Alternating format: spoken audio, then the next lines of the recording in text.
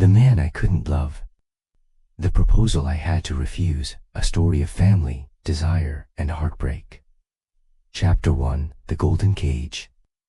They called our house the Carter Manor, though in Greenwich, Connecticut, everyone knew it by a different name, the Golden Cage. Not because it was unattractive, quite the opposite. The house on Round Hill Road was a colonial masterpiece, white-columned and immaculate, surrounded by manicured lawns that stretched toward the Long Island Sound like they were trying to escape. But cages, I had come to learn, are most beautiful when you're trapped inside them. I was Eleanor Marie Carter, Ellie to the few people in this world allowed to call me that, and I was 22 years old the autumn I met Daniel Ashford. My father, Harrison Carter, was a private equity legend in Manhattan, the kind of man whose name opened doors on Park Avenue before he even reached for the handle. My mother, Diana, had been a Vogue cover model in her day and now dedicated her life to the Greenwich Auxiliary Board, which meant she spent most of her time organizing charity galas and judging the table settings at other people's dinners. I loved them both, in the complicated way you love the people who have shaped every contour of your existence without ever asking if you wanted to be shaped. They had given me everything, the best school, the finest horses, a trust fund that would make most people weep with envy. What they had not given me was a single moment of genuine choice. My father controlled every detail of my life with the precision of a man who managed billion-dollar portfolios. What I wore to dinner. Which friends were acceptable. What I studied at Yale art history, because Harrison Carter had decided that a Carter daughter did not need a practical career but should have enough education to discuss culture intelligently at cocktail parties. Whether I could take a gap year to travel. Whether I could date. Especially whether I could date. Ellie, my father would say, his voice low and measured, delivered with the calm authority of a man who had never been contradicted in his life, you are not ready to give your heart to anyone. You don't know the world. You don't know yourself. And until you do, you will date only the young men I select, and you will do so with the understanding that any serious courtship leads to an introduction to suitable families.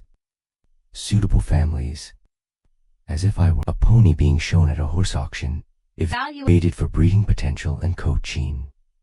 That autumn, I was working part-time at my mother's insistence, not because we needed money, but because, as my father put it, people who have never worked have no appreciation for the value of a dollar. I volunteered twice a week at the Greenwich Community Children's Center, a modest non-profit preschool on the outskirts of town, far from the gilded zip code of Round Hill Road. It was the one place in my life where no one knew my last name, where I was simply Ellie, the young woman who helped with arts and crafts and read picture books in a voice that made 4-year-olds fall quiet and listen. I loved those children with a ferocity that startled me. In a world of silk wallpaper and engraved invitations, they were gloriously, messily real. They spilled juice. They fought over crayons. They hugged my legs without asking permission. They had no idea that the Carter family name carried any weight, and in that blissful ignorance, I found the only freedom I had ever known. That's where I was on a gray Saturday afternoon in October when Daniel walked in. He wasn't supposed to be there. He was subbing for his sister's regular shift. His sister was one of the lead teachers, a woman named Sophie who had broken her ankle running the Greenwich Half Marathon. Daniel showed up in a faded Yale sweatshirt and jeans, holding a canvas tote bag stuffed with construction paper and a thermos of coffee, looking completely disoriented. I think I'm in the wrong place, he said, staring at the brightly colored walls.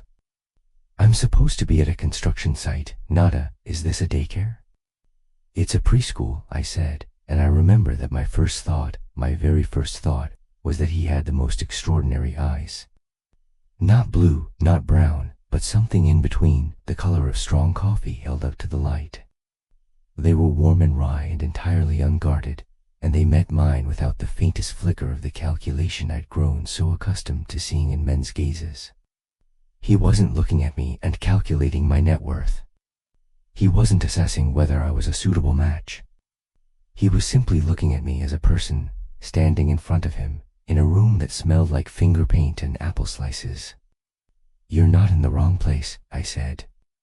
You're exactly where Sophie needs you. She's the one who broke her ankle. He groaned. That woman is going to get herself killed one of these days. All right. What do I do? And that was how it began.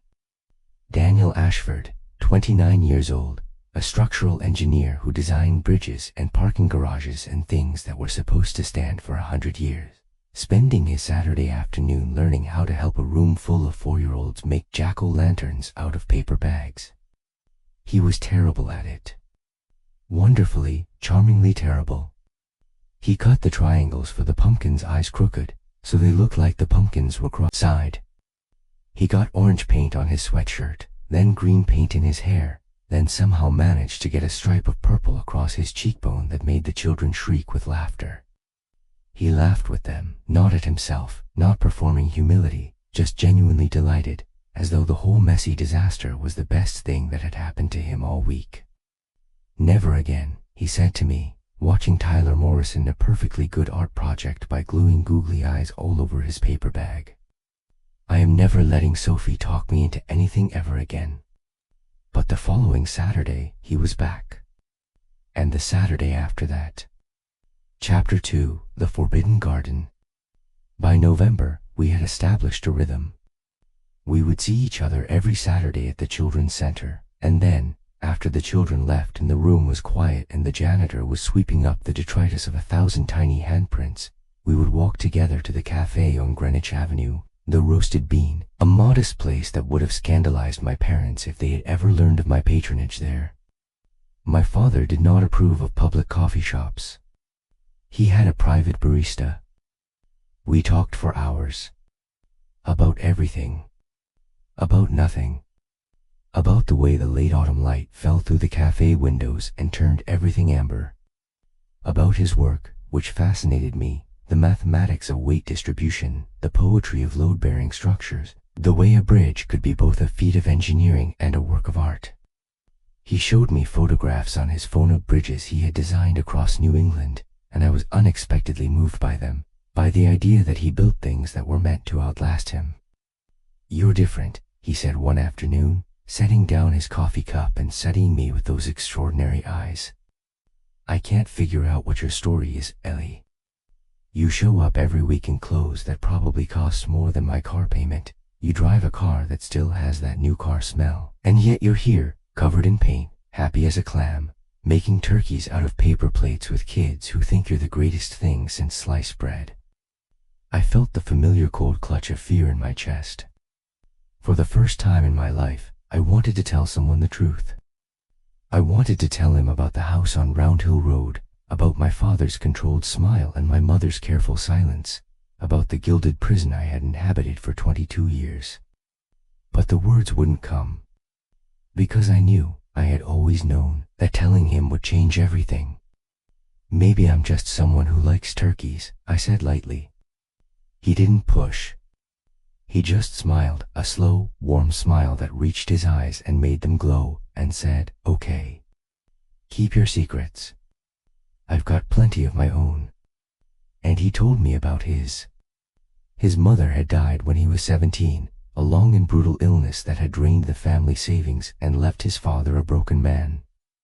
Daniel had worked his way through college and graduate school, paying off loans and supporting his father and still managing to graduate with honors.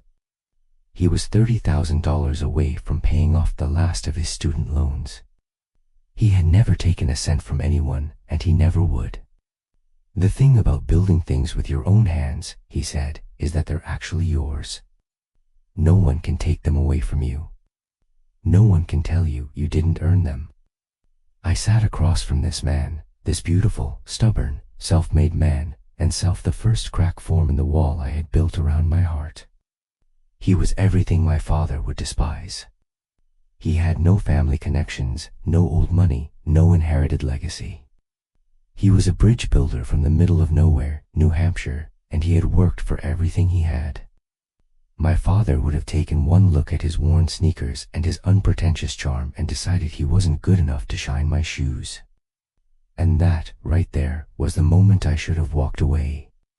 The moment I should have recognized that Daniel Ashford and I existed in different universes, separated by an uncrossable divide of class and expectation and the terrible power of the Carter name. But I didn't walk away. I couldn't. I had spent my entire life being told who to be, what to wear, how to think, and here was this man who had built himself from nothing, who owed no one anything, who looked at me like I was a mystery he genuinely wanted to solve rather than a props to be won and displayed. We began to see each other outside the children's center. We met for dinner at a small Italian restaurant in Cathcob, far from the Greenwich dining establishments my parents frequented. We walked through the autumn woods behind the church on Sunday mornings. We talked until 2 in the morning, sprawled on the floor of his apartment, a modest one-bedroom in Stamford that had exposed brick and a view of a parking lot and was the most honest space I had ever been in, while a jazz station played softly on his vintage radio. I started lying to my parents. Small lies at first. I'm staying late at the center to help with the newsletter. Sophie invited me for coffee. I'll be back by 6. The lies came easier than I expected, probably because they were the first genuine choices I had ever made. Every lie was a tiny act of rebellion, a small declaration that I existed as a person separate from the Carter family brand. My mother noticed first. She had a radar for deviation, the way sharks have a sixth sense for blood in the water. She noticed the new expression I wore, a secret smile that flickered across my face at odd moments, as though I were remembering something luscious. She noticed that I had started wearing my hair differently, pulled back in a loose knot instead of the immaculate blowout she had taught me to perfect. She noticed that I hummed when I got dressed in the morning. "Ellie," she said one evening, as I came down the grand staircase in a cashmere sweater I had chosen myself, a deep burgundy, not the navy or cream my father preferred. "We need to talk about the Whitmore dinner next week. Your father has arranged for you to meet the Harrington boy, Edward. He's very well connected." "I know who Edward Harrington is," I said, and my voice came out colder than I intended. Edward Harrington was 26, Harvard Law, a junior partner at his father's firm, and the kind of young man who had never in his life made a decision that hadn't been pre-approved by a committee of advisors. He was perfectly nice and utterly, catastrophically boring. "He's an exceptional young man," my mother said, with the careful neutrality meant she was choosing her words the way a surgeon chooses a scalpel. "Your father has high hopes." "I'm sure he does." "Ellie." She stood, and in the lamplight of the foyer, I saw something flicker in her expression, not anger, but something more complicated. Something that might have been recognition. "Your father loves you. Everything he does is to ensure your future. You know that." I looked at my mother, this beautiful, polished woman who had given up her modeling career to become a Carter, who had traded her own ambitions for a seat at the most exclusive table in Connecticut, and I saw my future in her face. I saw the slow suffocation of a life lived according to someone else's blueprint. I saw the woman I would become if I didn't find the courage to choose differently. "I know, Mom," I said. And I went to my room and called Daniel, and his voice, warm, real, awake, made the walls of the golden cage feel a little less permanent. Chapter 3: The Reckoning. The collision, when it came, was not subtle. Nothing about my life was ever subtle again after that night. It was December, the first week of December, when Greenwich transformed itself into a Christmas card, all twinkling lights and fresh pine swags and the faint smell of wood smoke from estate fireplaces. I had been seeing Daniel for 6 weeks. 6 weeks of stolen hours and secret dinners and his hands in my hair and the terrifying, exhilarating sensation of falling in love with someone who had no idea who I really was. I told him. I finally told him. We were in his apartment, wrapped in a blanket on his second-hand sofa, watching the snow fall outside the window over the parking lot. The radio was playing something melancholic and beautiful, Coltrane, maybe, or Miles Davis. I was never good at telling the difference. His arm was around me, and I was curled against his chest, and I felt the kind of peace I had never known existed in this world. "My name isn't just Ellie," I said. It's Eleanor Marie Carter. I felt his body go still beneath me, the way a structure goes still when the load calculations are suddenly, catastrophically wrong. Carter, he repeated slowly. As in Harrison Carter? The private equity Harrison Carter? As in Round Hill Road, the Carter Foundation, the Carter Gallery of Art, and every other gilded thing my father has purchased over the last 40 years. I sat up and looked at him, and I watched his expression shift through a cascade of emotions, disbelief, recognition, recalibration, and I saw the exact moment the walls went up. I said at Tothia's ear, Jesus Christ, Ellie. Ellie's real, I said. That's what my mother calls me. That's what you call me. Eleanor is the name on the trust fund and the guest list and the Yale diploma that I didn't earn, that my father purchased with a building. He stood up and walked to the window, and he stood there for a long time, looking out at the snow, his back to me, his shoulders rigid. I watched him, and I felt like I was watching a bridge begin to crack, the first fissure spreading slowly through the concrete, imperceptible but catastrophic. Why didn't you tell me? His voice was quiet. Not angry. Just quiet. The quietest I had ever heard it. Because I knew this would happen. Because the minute you found out, I'd become a Carter, and you'd start calculating whether you were good enough, and everything we've built would turn into something ugly. He turned around. His eyes were blazing. You think I care about your money? I think you care about your pride. Christ. He ran his hands through his hair. You think I'm some kind of, what, a gold digger? Is that what you think of me? Of course not. But I think you have pride, Daniel. Real, legitimate pride. And I think when you walk into a room with me on your arm, people are going to look at you and wonder what I see in you. And I think that will eat at you. Because you're not used to being underestimated. He stared at me for a long moment, and then he crossed the room in 3 strides and pulled me to my feet and kissed me, hard, desperate, like he was trying to pour every ounce of his frustration and desire and terror into the contact of our mouths. And I kissed him back, because I couldn't help it, because despite everything, despite the chasm that had just yawned open between us, I wanted him with a force that felt geological, tectonic, like the slow and inexorable grinding of continents. We'll figure it out, he murmured against my lips. We'll figure it out, Ellie. I don't care about your father. I don't care about his money or his name or his goddamn Manhattan office. I care about you. We can't just. We can. He pulled back and looked at me, and his eyes were fierce, certain, absolute. I love you. Do you hear me? I love you. And I'm not letting you go because your father has opinions about bridge builders. I wanted to believe him. God, I wanted to believe him so badly that I felt it in my marrow, in my blood, in the spaces between my heartbeats. But I had lived my entire life in the shadow of Harrison Carter, and I knew with the certainty of someone who had watched this man operate for 22 years, that my father would not simply capitulate. He would not be reasoned with. He would not be moved by the authenticity of Daniel's love or the depth of my feeling. My father was a fortress, and fortresses are built to hold. That was Thursday. By Saturday, my father knew. I still don't know how he found out.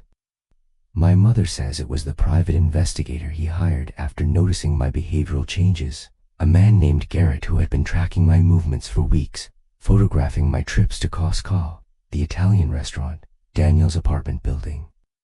My father had files on Daniel by Tuesday morning, his credit report, his employment history, his salary, his student loan balance, his arrest record, clean, his driving record, 2 speeding tickets, and a full financial net worth assessment that concluded, in its cold numerical language, that Daniel Ashford was not a suitable match for an Eleanor Carter. My father did not call me into his study to discuss it. He did not summon me with a raised voice. Harrison Carter did not raise his voice. He sat in his leather chair behind the mahogany desk, under the portrait of his grandfather that dominated the wall, and he waited. He waited until I came downstairs for dinner, dressed in my usual cashmere, my heart already pounding with dread. He waited until my mother had poured the first course of soup and retreated to the kitchen. And then, with the calm of a man discussing a market correction, he said, "Ellie, I understand you've been involved with a young man outside your social circle. This must stop. Not I've heard reports. Not we need to talk about your behavior. Just, this must stop." I set down my spoon. My hand was trembling, but I made myself meet his eyes. His name is Daniel. He's an engineer. He's kind and brilliant, and he makes me happier than I've ever been. He's a nobody. He's a man who built his own life from nothing. He's a 29-year-old man with $60,000 in the bank, a second-hand car, and a job that involves pouring concrete. My father's voice remained level, almost gentle, which was somehow worse than shouting. "Ellie, I have spent your entire life preparing you for a world that functions according to certain standards. Not because I'm cruel, but because I love you. Because I know what you are capable of, and that is far more than a life with this man. You're not giving him a chance. You haven't even met him. I don't need to meet him. I know everything about him that matters." My father folded his hands on the desk. He grew up in a farmhouse in New Hampshire. His father is a retired postal worker. Daniel has a master's degree from a state university and a job at a mid-sized engineering firm. His annual income is less than what we pay the groundskeeper, Eleanor. His income doesn't define him. "No," my father said, and now his voice carried the first edge of steel. "But your choice of a marriage partner defines this family. It defines the Carter legacy. And I will not allow you to throw it away for a man who designs parking structures." The contempt in his voice was surgical. I watched it land, parking structures, and I saw the way his lip curled with the faintest suggestion of disdain. And I realized, with a clarity that felt like ice water in my veins, that my father would never see Daniel the way I saw him.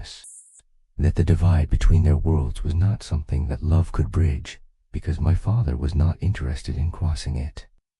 He had built his walls too high and too thick, and he had no intention of lowering them for anyone. "I love him, Dad." "You think you do? You're 22 years old. You don't know what love is. Then let me learn." My father looked at me for a long, long moment. And then he did something he had never done before. He stood up, walked around the desk, and sat down on the edge of it, closer to me than he had ever voluntarily positioned himself. He took my hands in his hands so familiar, the hands that had held mine at recitals and graduations and countless other performances of filial devotion, and he said, "Ellie, listen to me. I need you to understand something. This is not a negotiation. This is not a discussion. You will end this relationship, and you will do it tonight. If you do not, I will freeze your trust fund, I will cancel your car insurance, and I will have you removed from the Children's Center volunteer program. And I will make sure that Daniel Ashford never works in this industry again. I have the connections. I have the resources. And I have absolutely no hesitation about using them." He squeezed my hands. Gently, almost lovingly. "I am telling you this because I love you. Because I want better for you than a man who will still be struggling to pay off his mortgage when you're 40.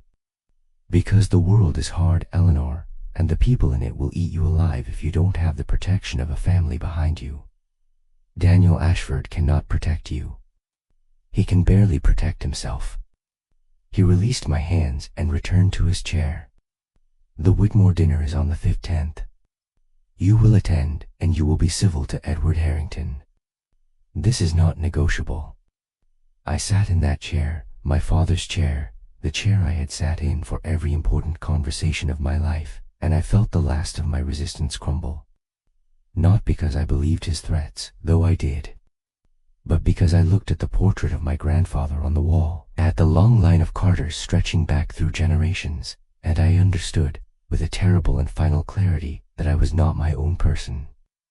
I was a link in a chain, and chains are only as strong as their weakest link, and I was not strong enough to break free.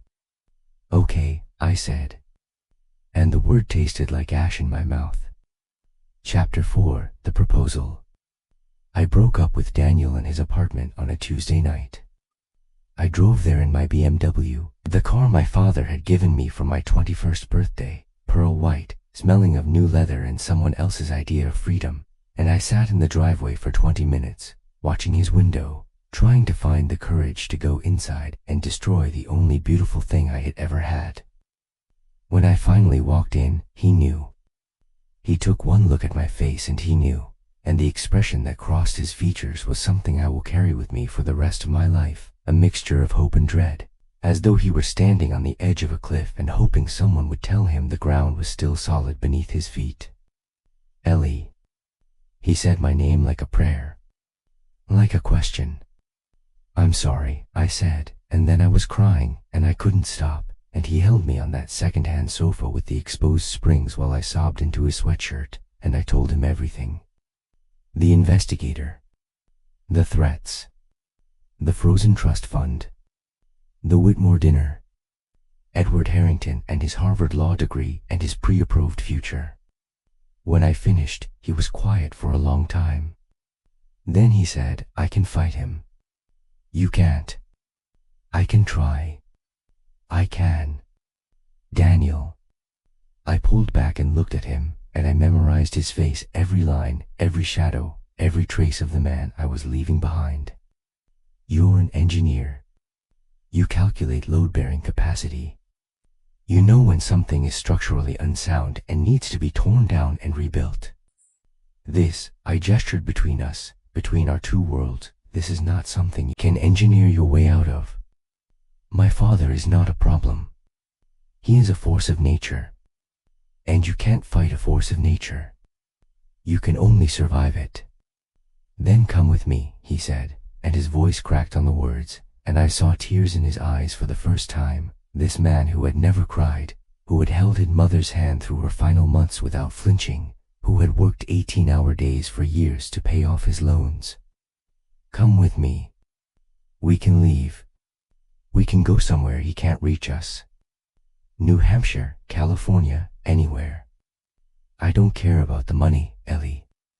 I have enough. We'll figure it out.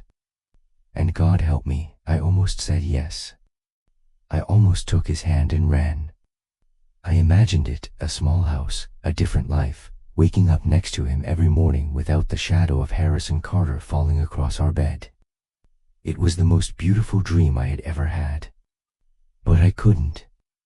I couldn't because I looked at my father's face in my mind, the quiet devastation he would feel, the betrayal that would break something fundamental in our relationship, and I realized that I still loved him. That despite everything, despite the cage and the controls and the iron grip, I loved my father, and I couldn't bear to be the thing that destroyed him. Take some time, I said. Please. Just give me some time. Maybe things will change. Maybe I can find a way. But things did not change. My father held firm. Daniel called me every day for 2 weeks, leaving voice messages that I deleted without listening to because I couldn't bear to hear his voice and still choose the cage. My mother watched me with a worried expression that she carefully hid whenever my father was in the room. The Whitmore dinner came and went, and I sat across from Edward Harrington and made all the right noises and felt nothing, nothing but the vast, aching emptiness where Daniel used to be. And then, in February, something extraordinary happened. I was at the Children's Center. My father had not, in the end, removed me from the volunteer program, perhaps because he sensed that it was the one concession he could afford to make without losing face. It was a cold, bright Saturday, and I was sitting on the floor of the reading nook with a group of 5-year-olds, reading them a picture book about the lost penguin, when the door opened and Daniel walked in. He was not supposed to be there. Sophie had recovered months ago. But there he was, standing in the doorway in a gray wool coat, holding a small velvet box in one hand, looking at me with an expression that was equal parts terror and determination. "Could I borrow Eleanor for a moment?" he said to Sophie. It's important. Sophie's eyebrow shot up, but she nodded. I stood up slowly, my heart hammering against my ribs, and followed him into the hallway. The children buzzed with excitement. In their experience, dramatic interruptions to story time were the very height of entertainment. Daniel led me to the small coat room at the end of the hall, between the cubbies with the children's jackets and the stack of spare diapers. It was cramped and dim and smelled like wool and cleaning solution. It was the least romantic space imaginable. And it was perfect, because it was ours. It was the kind of place where two people might actually be real. Ellie. He was trembling. I had never seen him tremble before. I know what your father said. I know about the money and the threats and all of it. I know you think this is impossible. Daniel, please don't. Let me finish. He took a breath. I have spent the last 3 months trying to figure out how to compete with a man who can destroy me with a phone call. And I realized something. I can't compete with him. I don't have his connections or his money or his power. But I have something he doesn't have. What? You. He opened the velvet box. Inside was a ring, not a diamond, not an engagement killer of a gemstone, but a simple band of brushed titanium with a thin vein of gold running through it, like a thread of sunlight through dark stone.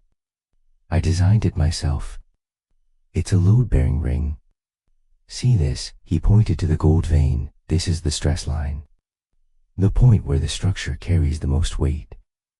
It's the strongest part of the ring, because the point of greatest stress is also the point of greatest strength. I stared at the ring. I stared at him. I felt the tears coming again, hot and unstoppable. I don't have a house on Round Hill Road, Daniel continued, his voice steady now, certain. I don't have a trust fund or a private equity firm or a legacy to protect. But I have a career I love, a roof over my head that I paid for myself, and a heart that belongs entirely to you. And I am asking you, Eleanor Marie Carter, girl from the Golden Cage, to marry me. Not because I can give you what your father can give you, but because I can give you something he never could. What's that? A choice.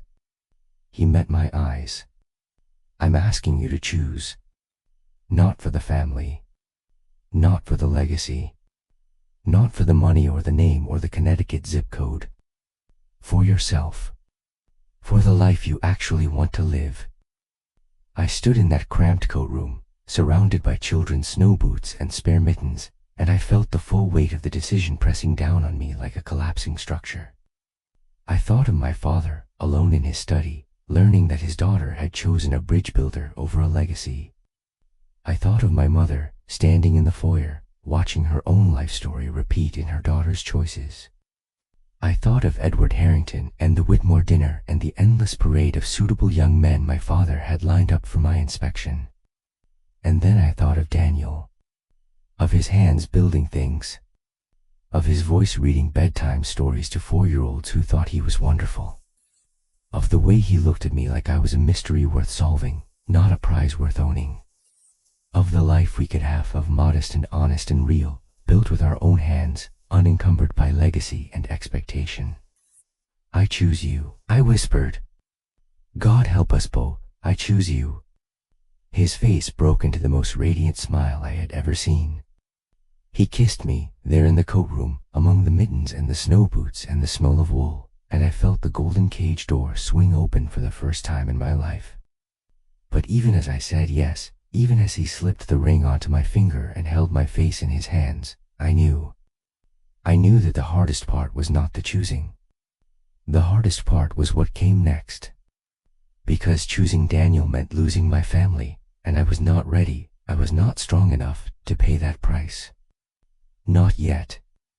Not then. We had 2 weeks. 2 weeks of secret happiness, of stolen dinners and whispered plans, of a future sketched out on napkins and cocktail napkins at the Roasted Bean. We looked at apartments in Stamford. We talked about the future, about maybe starting our own engineering firm, about the children we might have, about a small wedding in New Hampshire with nothing but pine trees and honesty. And then my father found out. Not from an investigator this time. From my mother, who had noticed the ring on my finger when I reached for my glass of water at dinner, and who had gone pale and left the table and told him immediately. My father did not come to find me. He did not call. He simply left a note on my bedside table, written in his precise, architectural handwriting. We need to talk. Tomorrow morning. Don't make me come looking for you. I didn't sleep that night. Daniel drove me to Greenwich at 7 the next morning, and he waited in the car at the end of the driveway while I walked up the long gravel path toward the house that had been my home for 22 years. My father was waiting for me in the study. He was standing by the window, looking out at the grounds, his back to the door. He didn't turn when I came in. He didn't speak. He just stood there, a tall, immaculate figure in a charcoal suit, silhouetted against the February morning light. I waited. 5 seconds. 10. 20. Finally, he turned. His face was not angry. It was something worse. It was disappointed. Not in my behavior, in me. As though I had confirmed something he had always suspected about the weakness of my character. Is it true? He asked. Yes. He nodded slowly, as though checking a box on an internal ledger. Then he picked up a manila folder from his desk and handed it to me. Daniel Ashford's employment file, he said, including the names and direct lines of every client of his firm. I have made some calls. By Monday, Daniel will be let go. Not for cause. Simply because the clients will no longer renew their contracts. My blood went cold. You can't do that. I already have. He sat down in his chair and steepled his fingers. And this is just the beginning, Eleanor. I told you what would happen. I told you I would use my resources. I meant it. You can have him. You can choose him. But the world he lives in will become very uncomfortable very quickly. You're blackmailing me. I'm protecting my daughter from a catastrophic mistake. It's not a mistake. I love him. You think you love him. He leaned forward. You are 22 years old, Eleanor. You have known this man for 3 months. You are infatuated. That is not love. Love is stable. Love is secure. Love does not require you to sacrifice your entire future and the legacy of this family. And what about my future? What about what I want? What you want is a fantasy. A romantic delusion fed by hormones and a man who knows exactly how to exploit a lonely, privileged girl who has never been told no. The words hit me like a physical blow.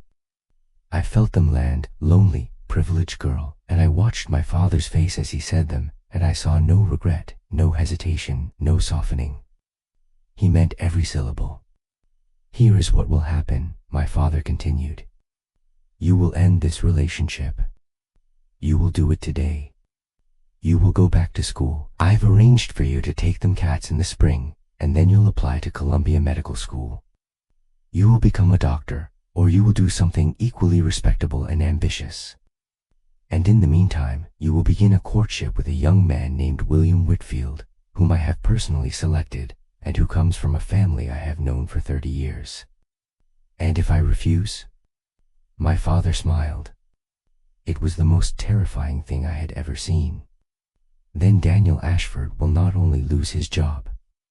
He will lose his ability to work in this industry. Permanently. I will ensure that every firm within 500 miles knows his name and the reason they should never hire him. I will make it my personal mission to dismantle everything he has built. And when he's flipping burgers because no one will hire a structural engineer who made enemies of the Carter family, ask yourself, was your love worth destroying his life?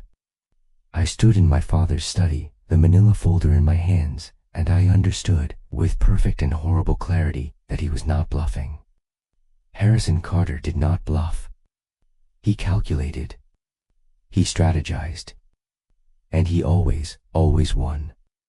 I looked at the ring on my finger, Daniel's ring, the titanium band with its vein of gold, the stress line that was supposed to be the strongest part. I thought about what my father was offering: security, comfort, legacy, the continuation of a story that stretched back generations. And I thought about what Daniel was offering: love, freedom, a life of genuine choice that I would have to build with my own hands in the shadow of my father's displeasure. I thought about the children at the center, and the way Daniel had looked holding a 4-year-old's hand for the first time, so careful, so gentle, as though the child were something precious and breakable. I thought about the ring I was wearing, designed to bear weight, to hold firm under pressure. I thought about the kind of woman I wanted to be. And then I thought about my father, alone in this house, when his only daughter walked away. I thought about the Carter legacy, which was not just money and property and social standing, but also the people who had carried it, people I loved, despite everything. I thought about my mother, who had given up her own dreams to become a Carter, and who had never once complained, and who looked at me sometimes with an expression I could not read. I couldn't do it. I couldn't be the one to break this family. I couldn't be the link in the chain that broke. I need to think, I said. You have until tonight, my father replied. After dinner. Come to me with your decision. I walked out of the study. I walked down the long hallway with its inherited artwork and its Persian carpets.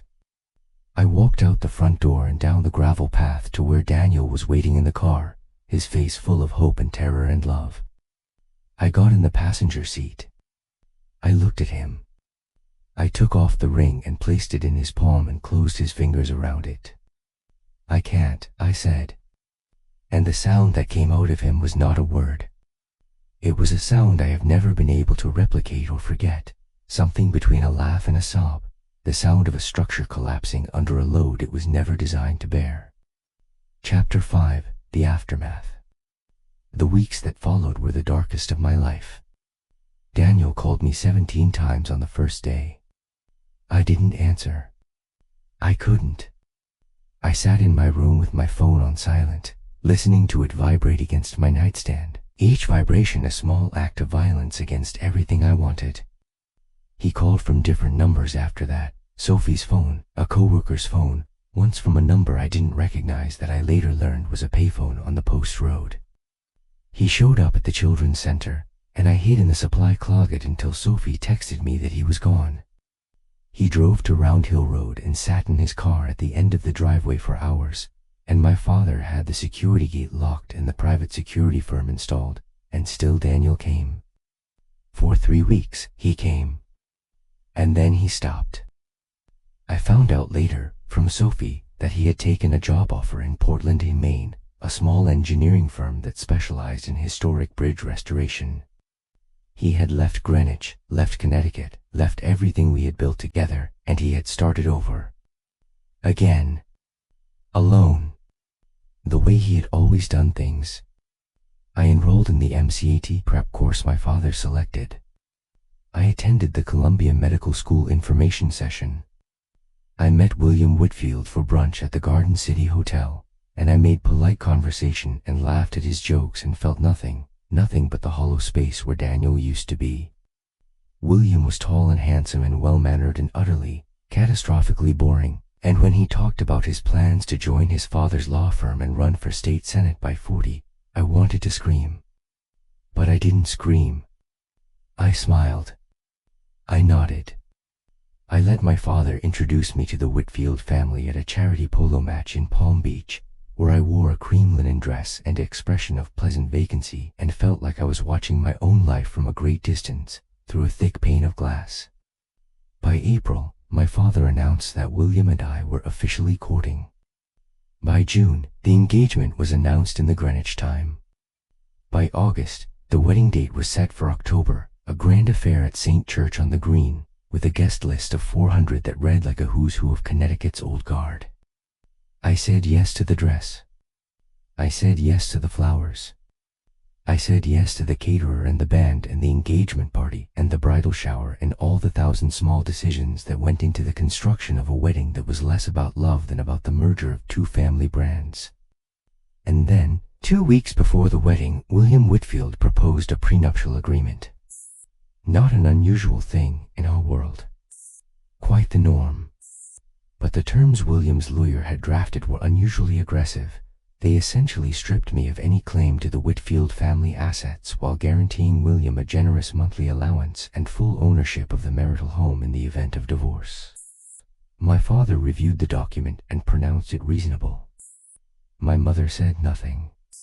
And I sat in my father's study and read the clause that stated I would receive no more than a modest annual stipend, at my father's discretion, in the event of separation, and I felt something inside me go very, very still. William is a prudent man, my father said. He is protecting his family's interests. This is what men of his caliber do. Does he love me? I asked. My father looked at me as though I had asked something childish.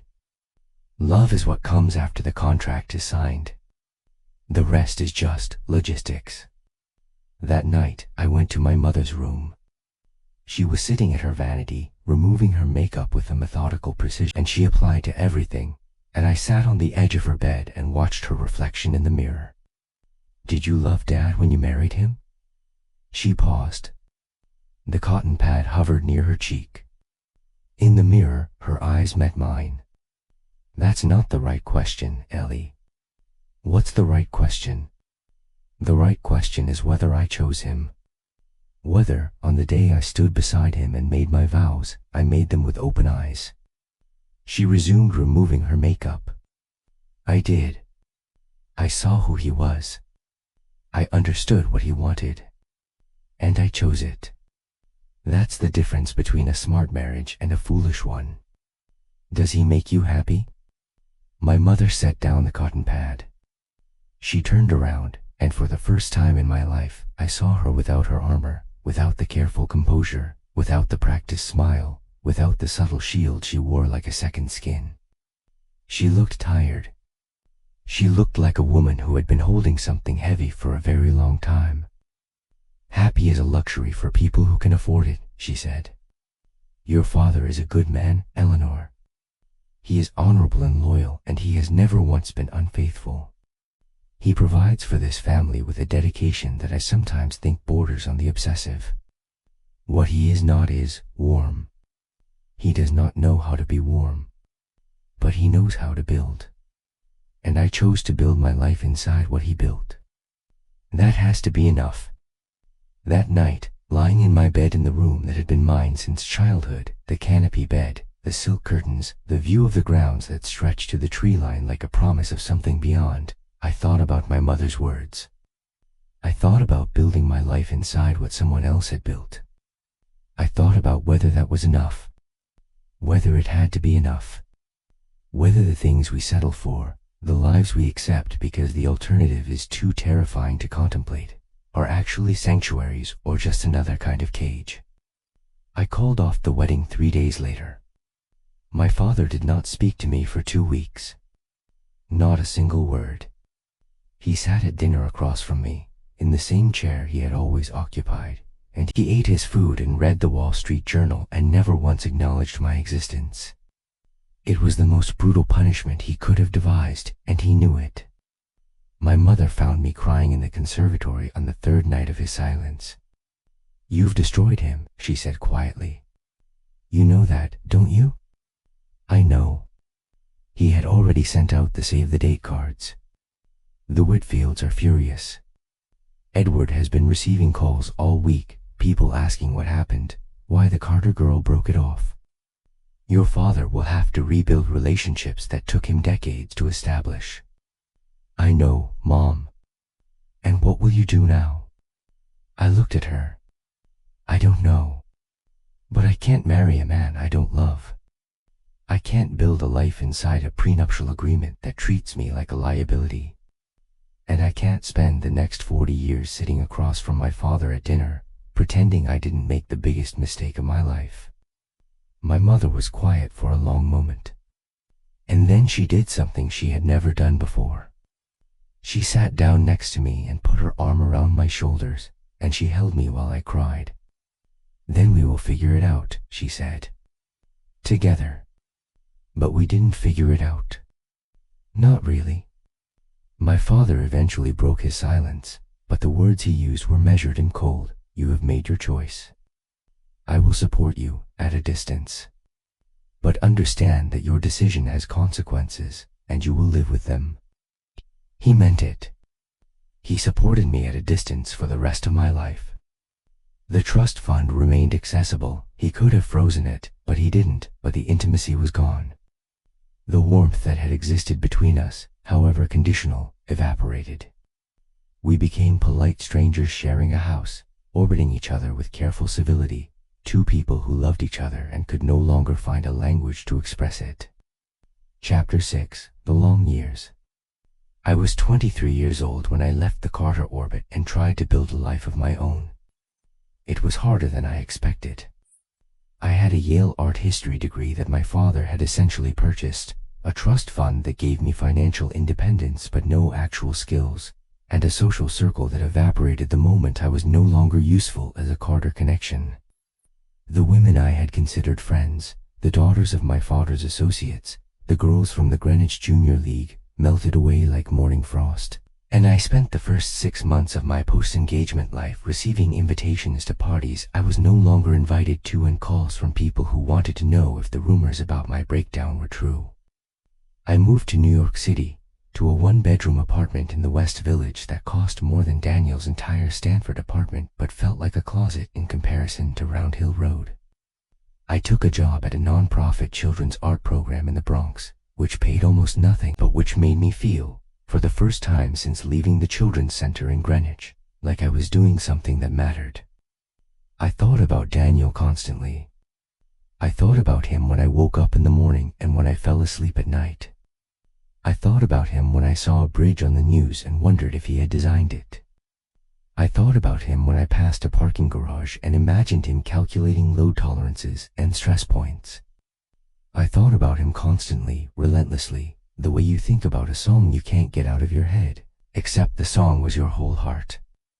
I Googled him once. Just once. I found his LinkedIn profile, still in Maine, still at the same firm, still doing historic bridge restoration.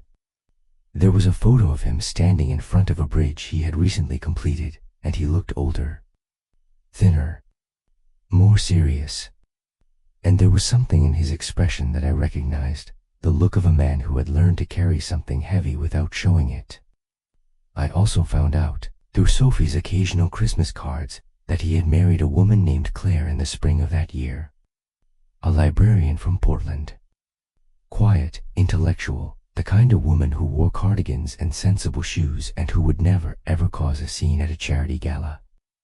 I imagined their life, modest and warm and uncomplicated, everything Greenwich was not, and I felt a grief so profound that it felt physical, like a fist closing around my lungs. At 25, I went back to school. Not medical school, my father had been wrong about that, at least. I went back for a degree in early childhood education, and when my father read about it in a letter I sent him, he had by then stopped taking my calls. He wrote back a single sentence: I am disappointed but not surprised. At 27, I became the youngest lead teacher at my program. At 29, I was promoted to curriculum director. At 31, I was hired by a prestigious private school in Manhattan as their director of early childhood programs, a title that came with a corner office, a 6-figure salary, and the quiet respect of colleagues who had no idea that I had once been Eleanor Carter of Round Hill Road. At 33, my mother was diagnosed with early-onset Alzheimer's. My father called me personally to tell me, the first time he had called me in nearly a year. His voice was steady, controlled, but I could hear the fractures beneath it. Your mother is ill, he said. I thought you should know. I went home. I sat with my mother in the conservatory where she had held me the night I called off my wedding, and I read to her from her favorite books, novels she had loved since girlhood, books with happy endings and romantic heroes and the kind of love that conquered all obstacles. And sometimes, in the middle of a paragraph, she would look at me and say, "Who is that young man you're always reading about, Eleanor? The one with the bridge?" I knew she was talking about Daniel. I knew because in her fading mind, She had preserved the only story that had ever truly moved her, the story of the man who built bridges and loved her daughter and proposed in a coat room. It was the most romantic thing that had ever happened in her life, and she held on to it even as everything else slipped away. My father, watching from the doorway, said nothing. But one afternoon, when my mother had fallen asleep and I was standing in the garden looking at the roses, he came outside and stood beside me. We looked at the roses together for a long time. And then he said, very quietly, "I was wrong." I turned to look at him. In 20 years, I had never heard my father admit to being wrong about anything. "I was wrong about him," my father continued. "About what he could have given you. About who he was." He paused. "I should have let you try. I should have," he stopped. He didn't have the language for this. Harrison Carter had spent his entire life building walls, and he did not know how to take them down. "I should have trusted your judgment. You were always stronger than I gave you credit for." "Dad," I said, and my voice broke on the word. "I'm not asking for forgiveness," he said. "I don't deserve it. I'm just telling you. You should know." We stood in the garden until the sun went down, and then we went inside, and I made dinner, something simple, pasta with olive oil and garlic, nothing like the elaborate courses our family chef used to produce, and we ate together, the three of us, in the kitchen instead of the formal dining room. My mother laughed at something my father said, and for a moment, just a moment, it felt like we were a normal family, sitting around a table, sharing a meal. It was the last normal moment we ever had. My mother died 2 years later, in the spring, with me holding one hand and my father holding the other. She went quietly, peacefully, in the house on Round Hill Road, surrounded by the roses she had spent decades cultivating. My father stood at her graveside and did not cry, but I saw his hands shaking, and I knew that something fundamental had shifted in him, that the fortress was crumbling, that the man who had controlled every detail of my existence was, in the end, just a man who had lost the woman he loved and could not say the words. Chapter 7: The Reunion. I was 39 years old the autumn I saw Daniel again. I was in Greenwich for my father's 70th birthday, a milestone event that the family had tried to ignore, in the way that wealthy families ignore the inevitable. The house on Round Hill Road had been prepared for a small gathering, the guest list trimmed to family and close friends, the atmosphere carefully calibrated to avoid any mention of mortality or the passage of time. The party was at a private club on the water, the same club where my parents had been members for 40 years, where I had learned to play tennis and attended cotillions and been presented to society as a Carter daughter. The grounds were beautiful in October, the trees along the Long Island Sound turning colors that looked almost artificial in their vividness, gold and crimson and burnt orange, like a painting by someone who had been told what autumn was supposed to look like but had never actually experienced it. I arrived late, deliberately. I had spent the last decade building a life that was entirely my own, my apartment in the city, my career, my circle of friends who knew nothing about Connecticut old money or private equity legends. I was happy in the quiet, sustainable way that comes from building your own life from your own materials. I was not Eleanor Carter of Round Hill Road. I was Ellie, the woman who had once loved a bridge builder and lost him, and who had spent the years since trying to understand whether the loss had been worth it. I was standing by the window, looking out at the water, when I saw him. He was talking to a group near the bar, older now, more distinguished, with silver threading through his dark hair and lines around his eyes that hadn't been there before. He was wearing a charcoal suit that fit him well, and he had the same posture, straight-backed, deliberate, the stance of a man who had learned to carry weight carefully. I knew who he was talking to before I reached them. Sophie had told me, in one of her Christmas cards, that Daniel's wife Claire had passed away 3 years earlier, breast cancer, aggressive and fast, leaving Daniel a widower with a 12-year-old daughter named Lily. I had read that card in my apartment in the city, and I had cried for an hour, not just for Claire, but for Daniel, who had already lost his mother and now had lost his wife, and who seemed fated to love deeply and lose deeply, over and over, like a man condemned to build bridges in flood zones. He looked up as I approached, and our eyes met across the room, and the world went very, very quiet. Ellie. Daniel. We stood there, in the middle of a crowded room full of people we both knew, people who would notice this interaction and calculate its implications, and we looked at each other. And in that look was everything, every Saturday at the Children's Center, every dinner at the Roasted Bean, every night in his apartment with the jazz playing and his arm around me. Every message I had deleted without listening to. Every night I had lain awake thinking about the road not taken. Every year of silence that had stretched between us like a chasm. You look. He stopped. He smiled, that same slow, warm smile that had undone me in the coatroom 15 years earlier. You look like yourself. Is that a compliment? It's the only one I have. I'm not the man I was at 29. I don't have smooth lines prepared. He shook his head. I'm glad you're here. We walked out to the terrace, away from the noise and the calculation and the watchful eyes of Greenwich society. The October evening was cool, and the water was dark and still, and the stars were beginning to come out over the sound. Claire, I said. I'm so sorry, Daniel. Thank you. He was quiet for a moment. She was a good woman. Steady. Kind. The opposite of you in every way. Is that a compliment?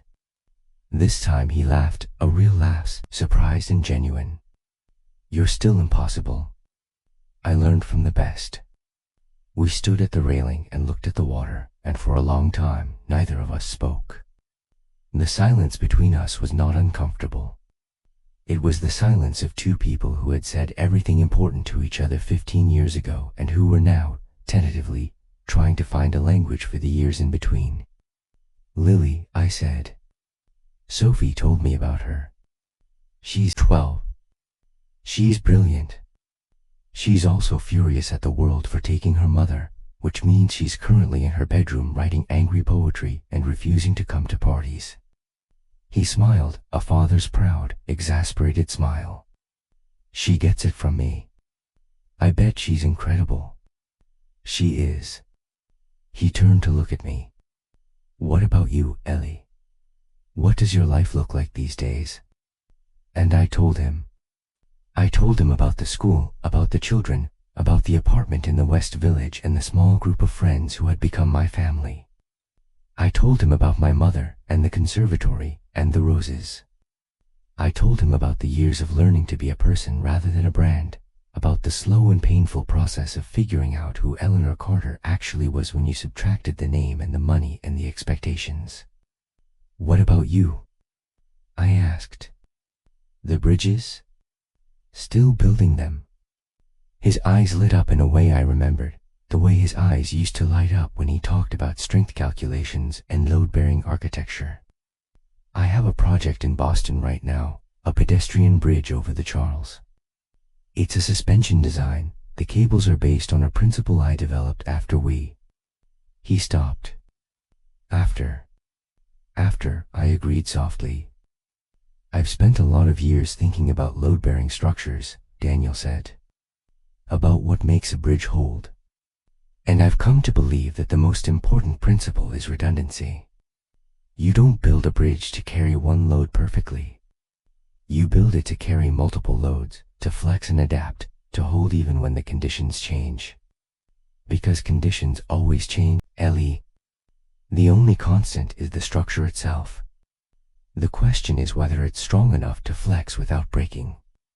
I understood what he was saying. I understood it in my bones. I should have chosen you, I said. That day in the study. I should have walked out the door and never looked back. Would you have been happy? I don't know. But I would have been free. Freedom isn't free, he said, and he smiled sadly. You know that better than anyone. We stood on the terrace until the party moved inside for the cake, and then we stood a little longer, because the world inside the club felt less real than the world on the terrace, with the water and the stars and the quiet between us. I should go, I said eventually. My father will notice I've disappeared. And you should. People will be looking for you. Let them look. But he stepped back, giving me space, giving me the choice I had never been given 15 years earlier. Will you be here tomorrow? Sophie's doing a small gathering at her house. Just family, low-key.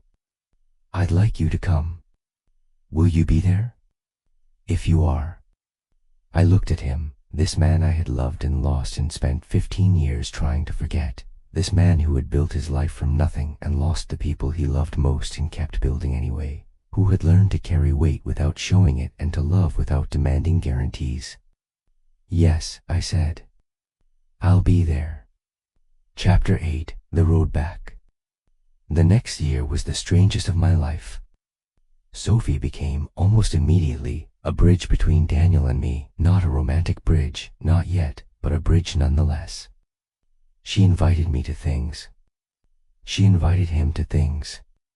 She engineered what she called casual encounters, with the ruthless efficiency of a woman who had spent her entire adult life organizing the schedules of small children and who now applied those skills to the matchmaking of two middle-aged people who were too stubborn and too wounded to figure it out for themselves. I met Lily on a Sunday afternoon in November. Daniel brought her to the children's center, the same center where he had first walked in looking confused and lost in a Yale sweatshirt, 15 years earlier.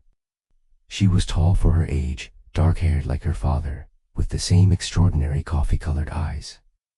She looked at me with a mixture of curiosity and suspicion, the way children look at strangers who might be trying to replace their mother. So you're the famous Ellie, she said. I'm not sure I'm famous. Dad talks about you all the time. He has this box in his closet, don't tell him I found it, with a ring and some letters and a photo of you two at some preschool thing. He thinks I don't know, but I'm 12. I know everything. Daniel, standing nearby and pretending to be absorbed in a child art project, made a sound that was somewhere between a groan and a laugh. Lily, he said, in the warning tone of a father who knows he is losing an argument, why don't you show Ellie the butterfly garden? Because there was a butterfly garden now.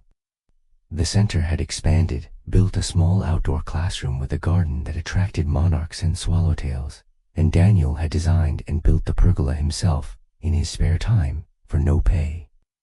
I stood under that pergola with Lily, watching the butterflies drift between the milkweed and the coneflowers, and I thought about the kind of man who would spend his weekends building pergolas for a children's center in memory of a love he had lost. Your dad loves you a lot, I said. I know. Lily shrugged, with the studied casualness of a 12-year-old who was actually deeply feeling everything. He's annoying about it. He makes me breakfast every morning, even though I could totally make my own. He checks with me before he makes plans. She paused. He tries really hard. And I know it's because he's scared of losing me too. Have you told him that? God, no. That would be weird. I laughed. And Lily looked at me with a quick, sharp smile, her father's smile, the one that reached the eyes, and said, okay. I guess you're not so terrible. For an old person. By February, Daniel and I were having dinner together every week. Just dinner. Nothing more.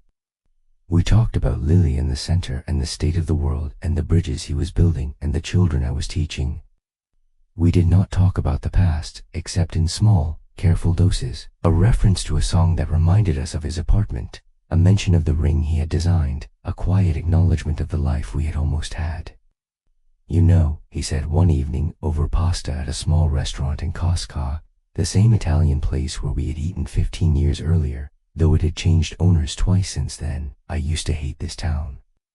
When I first moved here, I thought Greenwich was the most pretentious, soul-crushing place I had ever been. But now, he looked around the restaurant, at the modest decor and the locals eating their Tuesday night dinners. Now I think it might be the only place in America where a bridge builder from New Hampshire can eat pasta with a woman from a family that once owned half of Connecticut, and no one bats an eye. Old money is very good at absorbing novelty, I said. Is that a Carter philosophy? It's an Illiner philosophy. I had to develop my own. Old money didn't teach me much worth knowing. And what does the Illinois philosophy say about a man who shows up 15 years late to a second chance? I set down my fork and looked at him. It says that the bridge builder should have contacted me directly instead of relying on Sophie to engineer accidental encounters. Fair point. He leaned forward. I've spent a lot of years being careful, Ellie. After Claire, after everything, I learned to keep my distance. To protect myself. To build structures that could withstand pressure without cracking. But I'm tired of being careful. I'm tired of calculating load-bearing capacity on my own life. And I'm asking you, again, for the second and, I hope, the final time, to marry me. He didn't have a ring. He told me later that he had decided, after the first time, that he would not buy another engagement ring unless he was certain it would stay on my finger. Instead, he reached across the table and took my hand and held it the way he used to hold it, gently, deliberately, with the careful attention of a man who understood that some things are fragile and that fragility is not weakness. I know your father is gone, Daniel said. I know you're free now in a way you weren't before. But I also know that you don't need anyone's permission to build the life you want. You proved that. You've spent 15 years proving it. So I'm not asking for your family's blessing or your forgiveness for what happened. I'm just asking for you. One more time. Because some structures, Ellie, are worth building twice. I thought about my father, in the garden, saying the words he had never been able to say. I was wrong. I thought about my mother, in the conservatory, holding me while I cried. I thought about the golden cage, and the coat room, and the ring I had taken off and placed in Daniel's palm 15 years earlier. I don't need a man to complete me, I said. I need a partner who understands that I am already complete. I know, Daniel said. That's what I love about you. Do you? I do. I love your strength, Eleanor. I loved it when you were 22 and terrified, and I love it now that you're 39 and unapologetic. You are the most remarkable woman I have ever known, and I have spent 15 years trying to convince myself that I could stop loving you, and I have failed completely. So here I am. Failing. Again. I laughed. And then I cried, which was becoming a habit when Daniel was involved. And then I said the only thing that mattered, the only thing that was true, the only thing that would set the rest of my life in motion. Yes. Chapter 9, The Ridge. We were married the following spring at the Greenwich Community Children's Center under the pergola Daniel had built. Lily was the flower girl. Sophie was the officiant. The garden was full of milkweed and butterflies, and the children from the center watched from the windows with the delighted confusion of young people witnessing something they didn't fully understand but sense was important. My father was not there. He had died the previous winter, quietly, in his sleep, in the house on Round Hill Road that I had inherited and sold to a young family from New York. I felt his absence at the wedding like a missing note in a chord. But I felt something else too, the presence of everyone who had brought me to this moment. My mother, who had held me in the conservatory. Sophie, who had spent 15 years believing in second chances. Lily, who had looked at me with suspicion and then acceptance. And Daniel. My Daniel. The man who had proposed twice, who had lost and grieved and built again. I wore a dress I chose myself, simple, ivory, nothing like the meringue I had almost worn to marry William Whitfield. When I walked down the aisle on Sophie's arm, I felt the weight of every choice that had led me here. Daniel was waiting under the pergola, in a gray suit. His hands were steady. His voice was clear when he said his vows. I promise to build with you. To build a life that can flex under pressure and hold under load. To build something that will last not because it is unbreakable, but because it is strong enough to bend.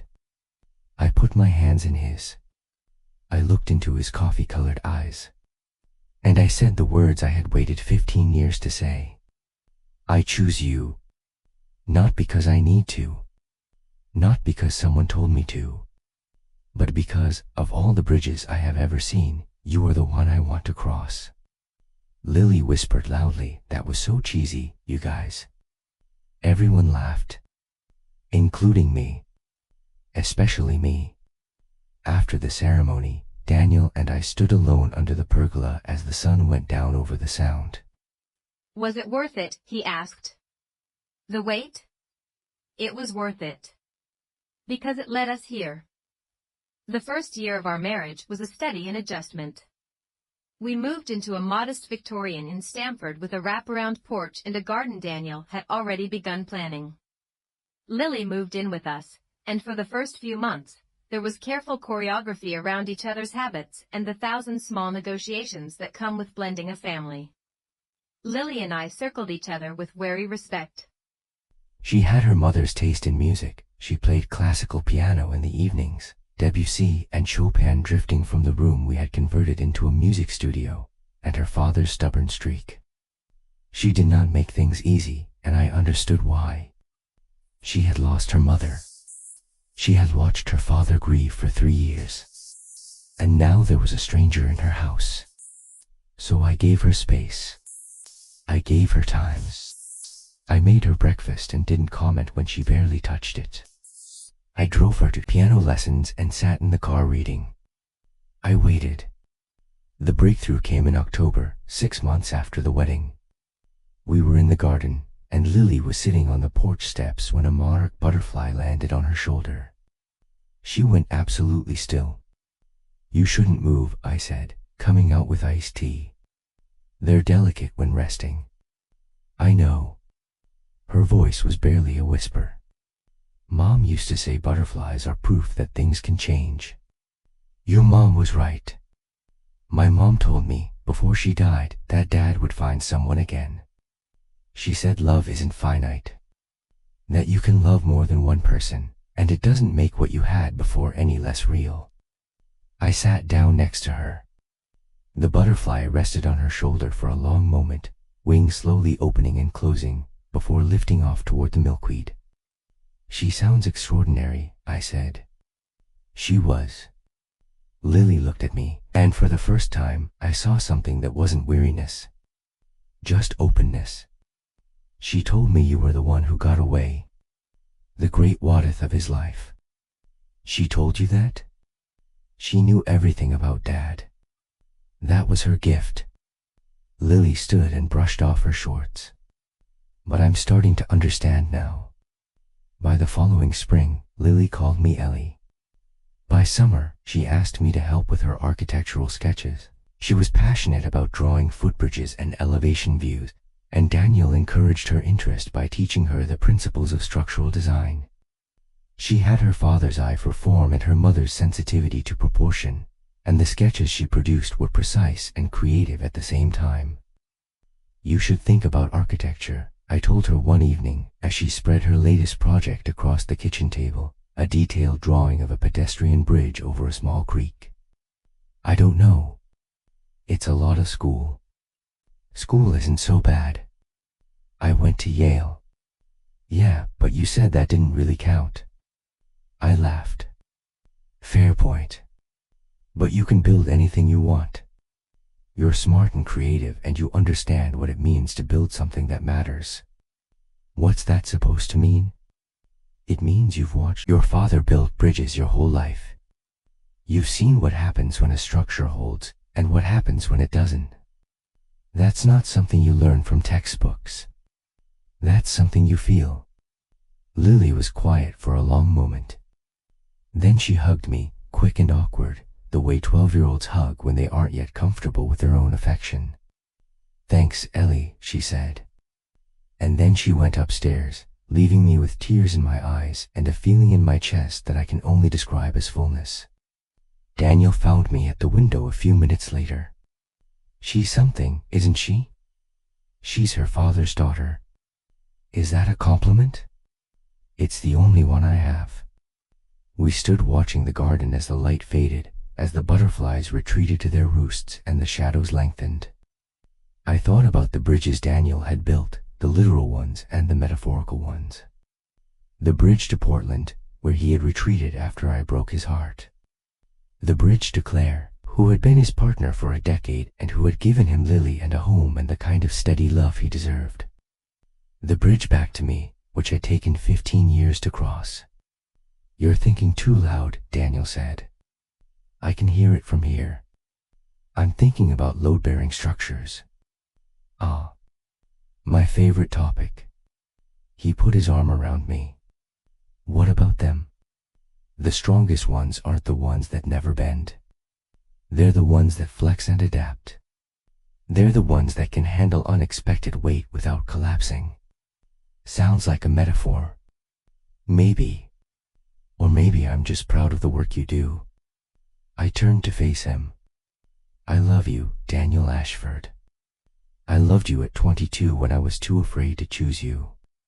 I loved you at 39 when I finally found the courage. And I love you now, at 40, standing in our kitchen. The paint is from Lily's art project. I know. That's why I love you." He kissed me there in the kitchen, and I felt exactly where I belonged. The years that followed were not without difficulty. There were moments when Lily pushed back against boundaries and we had to find new ways to reach her. There were moments when Daniel's work took him to job sites for weeks and I felt the old loneliness creeping back. There were moments when the weight of everything we had survived, the lost years, the grief, the slow process of becoming a family, threatened to crush us. But we held. We flexed. We adapted. At 45, I became executive director of the Greenwich Community Children's Center, the same center where I had met Daniel, the same rooms that still smelled of finger paint and apple slices. I expanded the programs, hired new teachers, built a new playground with equipment designed by Daniel himself. At 47, Daniel completed the Harbor Bridge in Boston, the pedestrian suspension bridge he had told me about at my father's party. It was his masterpiece, and when it opened, I stood on it with him and Lily and felt the gentle sway under our feet. "Beautiful," I said. "It's a bridge," he said. "It's more than a bridge. It's a principle. It's proof that something can be strong and beautiful at the same time." He looked at me with those coffee-colored eyes. "That's what I always loved about you. You see what something could be, not just what it is. You see the stress points. And instead of running from them, you figure out how to make them stronger." Is that a metaphor? It's the only kind I know. We walked across the bridge together, the three of us, and the city spread out before us, Boston in autumn light, all red brick and green water. I thought about all the bridges I had crossed. The bridge from the Golden Cage to the world. The bridge from my father's expectations to my own choices. The bridge from a woman who could not choose to one who could. And the one I was standing on now, the bridge between who I had been and who I was becoming. I am 52 years old as I write this. My hair has more silver than it used to, and there are lines around my eyes. Daniel's hair is more silver than dark, and Lily is a junior in college, studying architecture at Cornell. She calls us every Sunday to talk about her designs and her life. We still live in the house in Stamford. We still have the garden with the butterflies. We still volunteer at the Children's Center on Saturday mornings, though we are older now and the children call us Mrs. Ellie and Mr. Daniel. Sometimes, on autumn evenings, Daniel and I walk down to the harbor and look at the boats bobbing in the water. We remember the boy we used to be, the choices we made, the long road that brought us here. You know what I think? Daniel says, "What do you think?" I think we got lucky. Lucky? Not lucky that it was hard. Lucky that it was worth it.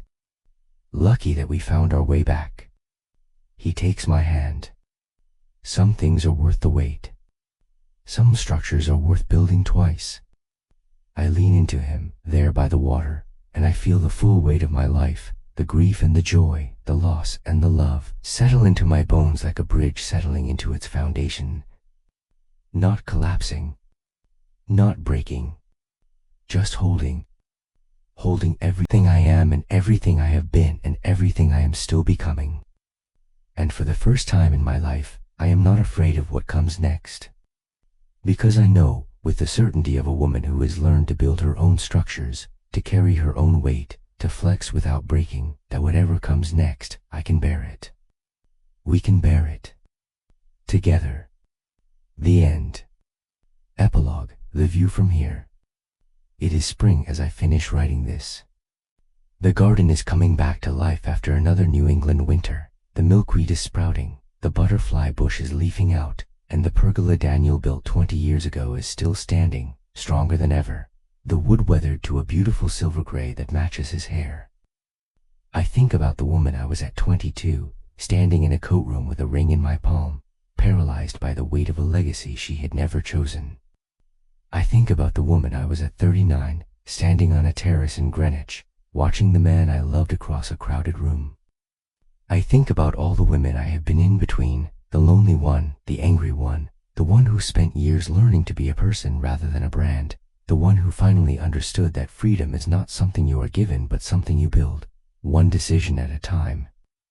If I could speak to that girl in the coat room, that terrified, trapped, impossibly young girl who loved a man and couldn't choose him, I would tell her this. The road you are afraid to take is the right one. Not because it will be easy. Not because it will be painless. But because the woman you become on the other side will be worth every moment of the journey. She will be stronger than you can imagine.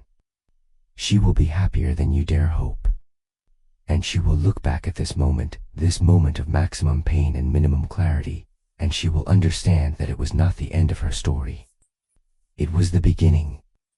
Daniel is calling me from the garden.